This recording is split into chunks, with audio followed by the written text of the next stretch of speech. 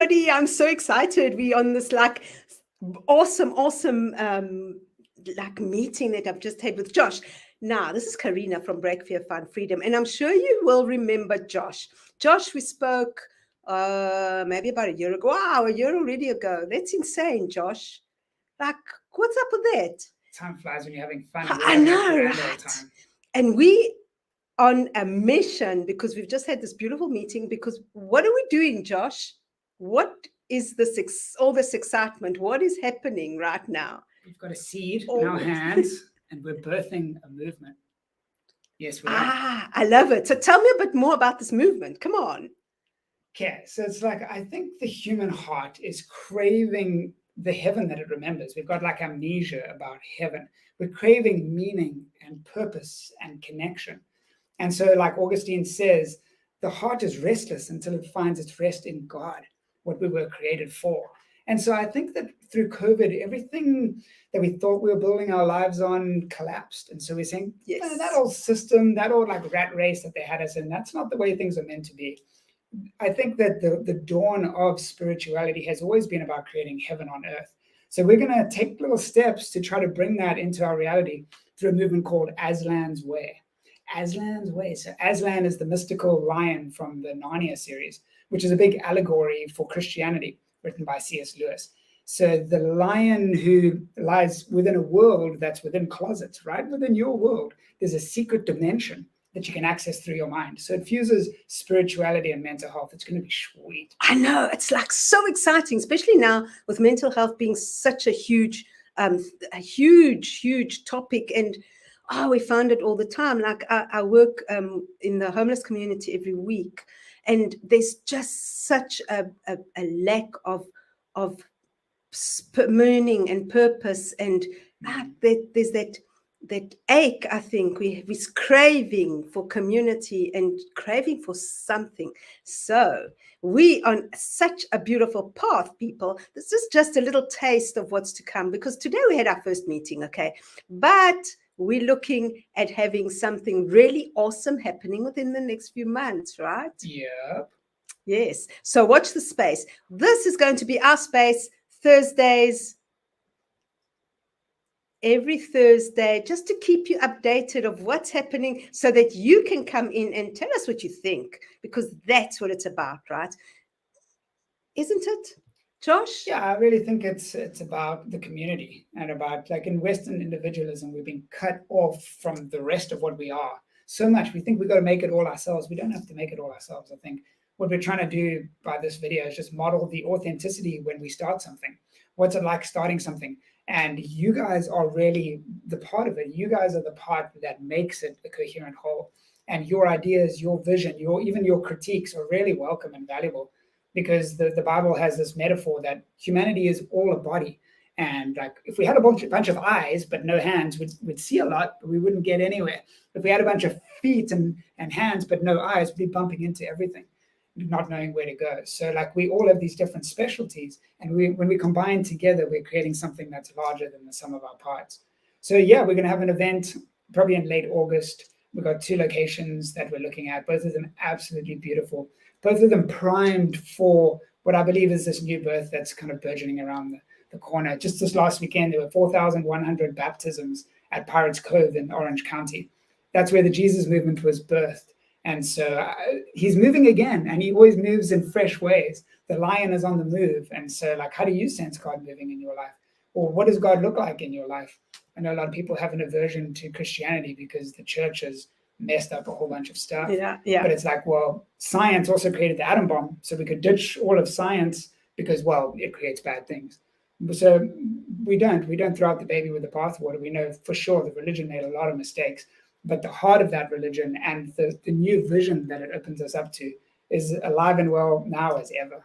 Yes.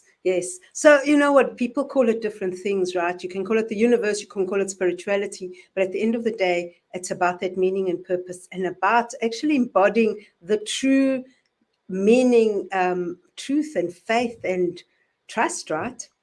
And that's just the bottom of it, and then taking it from there. Of course, the community is really important here. Yeah, that's right. So what's it like in your life, Carina? Like, how do you find your meaning and purpose and your faith and your trust?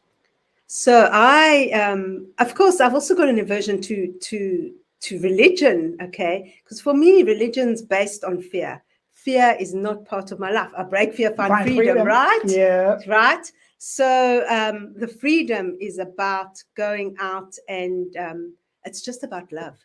So, and I know that sounds very Pollyannish, right?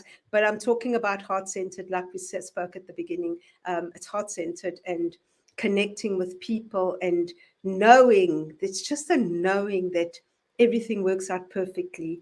And if we work together and we lift each other up, we can create anything and create heaven on earth. Yeah. Yeah, that's it. Maybe that's our mandates. I mean, that's what we were supposed to do. Even in the Garden of Eden, we weren't just going to kick it there. Our goal was to create, to morph it and do gardening work and create the paradise that we want.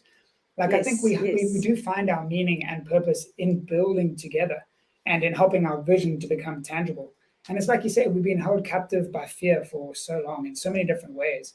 Like, literally, if you think back to the exam system, the exam penalizes you for the ones that you get wrong. Yes. And you're on a time crunch. I got to get it right.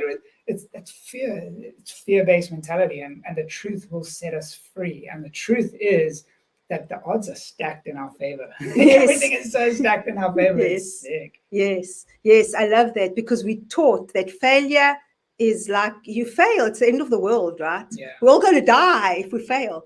Meanwhile, that's where you learn, and that's where you grow, and that's where you meet different people, and that's when you allow your imagination to flow. And again, who knows where it goes from here? It's just like, wow, just all the possibilities and just the wonder of this beautiful unfolding as we go along. It's so exciting. That's what it is. Yeah, like it's through the mistakes and the kind of when things go wrong that some of the most valuable lessons are to be learned, and some of the biggest character formations. Like now, as we have this vision for what this can become, but it's a step. It takes a bunch of steps to be able to articulate that vision, to be able to put it in like kind of discernible ways for different audiences, for different age groups. We're talking about ingraining Web3 into tangible reality. Now, if we're reaching older audiences, no one knows what Web3 is. If we're reaching younger audiences, no one knows what tangible reality is. So we need different pitch decks for different people.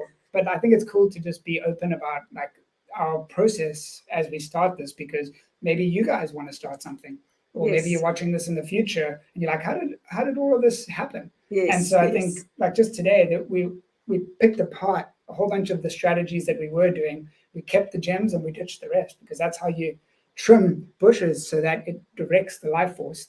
The things that are just going to dissipate energy, you cut those off. So we've decided for this episode to focus on the event in August. What is your vision for the event, Carina?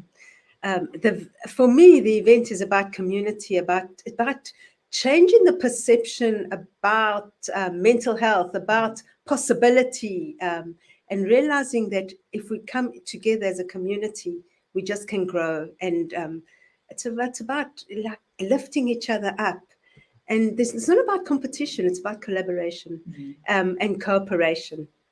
And if we can do that and just bring people together and enjoy this experience, because it's going to be an experience, and come out transformed, even with just something small or changing one person, that is a win. And then it just grows from there. No, that's beautiful. I love it. Yeah, it's an experience, like you said. And we're going to be having it in nature. It's a beautiful, natural environment, because nature's filled with symbolism, with richness, with literally like spiritual energy that's there to be imbibed. And when we all get together, it kind of takes on a life of its own, and we'll be able to sense something that's not of this world. Yes, like we're in the world, but not of the world. Yes, and we're going to be transformed by the renewing of our minds. So some of the things that we're going to do are we're going to engage in like active imagination exercises based on Ignatian spirituality, where you envision a biblical passage and put yourself there. And it's weird because we did this in seminary. It starts to take on a life that you're not doing. It's like, wait a minute, how's that guy wearing like red bows on his sandals? I never would have came up with that myself. And as we explore that in the group, someone's like, oh, red bows? That's weird, because I literally this morning, I got a gift of a red bow from my mom. And then it's like, wait a minute, we're onto something here. Yes. So that's one example. Yes. And I kind of silent forest walks, like forest bathing. So you're just all walking in a community. Imagine doing that in Carlsbad or something. All of us like cruising around just silently, maybe like 30 people. Yes. Just crossing the street, just completely silent, or we have a sign saying this is a silent meditation. Join in the front and lead. That's just different. Just these kind of countercultural things that can shake us and wake us up from this daydream that we're in. I think that could be pretty profound. Yes.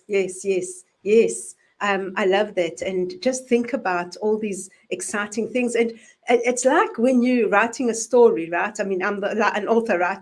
And your characters just come alive, and how they get a world, their life of their own, and you can start speaking to them, because it's not me who's writing this. When I do my coaching, it's the same kind of thing. I always say to my clients, you know what? I'm not going to remember any of this because it's not me who's doing this. It's a higher being or whatever it is, and that's exciting. So we experience the spirituality, and with that comes meaning and purpose, right? 100%. It's a map of our psyche. It's a map of the outer world, and then we see how the map of the psyche and the outer world mesh together. It's like, whoa, it's the same map. Yes. But I think that's so cool, like how you're talking about writing our own stories, and we're story-making beings as human, and the stories we tell ourselves about what we are, who we are, that really frames the decisions that we make. And something like 75% of authors say that they can hear the voice of their characters in their minds. And like, I think it was Mark Twain, one time he tripped out because he saw his character coming towards him on the street. He like crossed and walked on the other side. Yes. It becomes so real.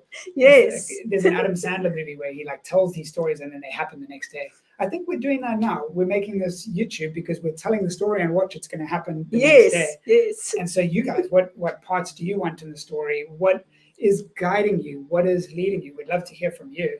Leave your thoughts in the comments or send us messages and stuff. It'd be really fun. Yes, we'd love that, because then you start seeing it's true. You start seeing the synchronicities, and that's the exciting thing. Yeah. So it's when you almost start speaking psychically to each other 100%. because the synchronicities just show up. And it's just this past week that I've experienced that with a few things. It's like, whoa, how did you know that? And where are you? Are you in my head? Wow. That's insane. Yes, telepathy is a real thing. It's They've a real done a thing. lot of studies. The odds against chance of it are 1 × 10 to the 104th power. So there is telepathy. In my mental health experiences, people like my brother were saying that I was reading his mind verbatim. Yes. And in the Bible, Jesus was able to read people's minds. He knew what they were thinking. It says he knew what they were thinking, and so he called them out on it. We can access this level of connection if we do kind of sink down into a deeper level. So that's what we're going to tangibly experience in August. Yes. So any final thoughts there, Carina, or what do you think? Well, I think this is awesome. Watch the space every week, right? So that you can see how this grows. And mark your calendar. Well, we don't know the date exactly, but it'll be in August. Late August. We'll tell you. We'll give you result. We'll give you, and it'll be in San Diego. So mark that date and come and join us. Let's create this movement and let's find a global meaning and purpose and change the world. Like, it starts with us, right? Yes, it does. Come on now, let's change the world. Awesome. Thank you, Josh. That was awesome. Thanks, everyone. Man. We will see you next week. So awesome. See ya. What? Bye. Oh, peace. Yeah, peace.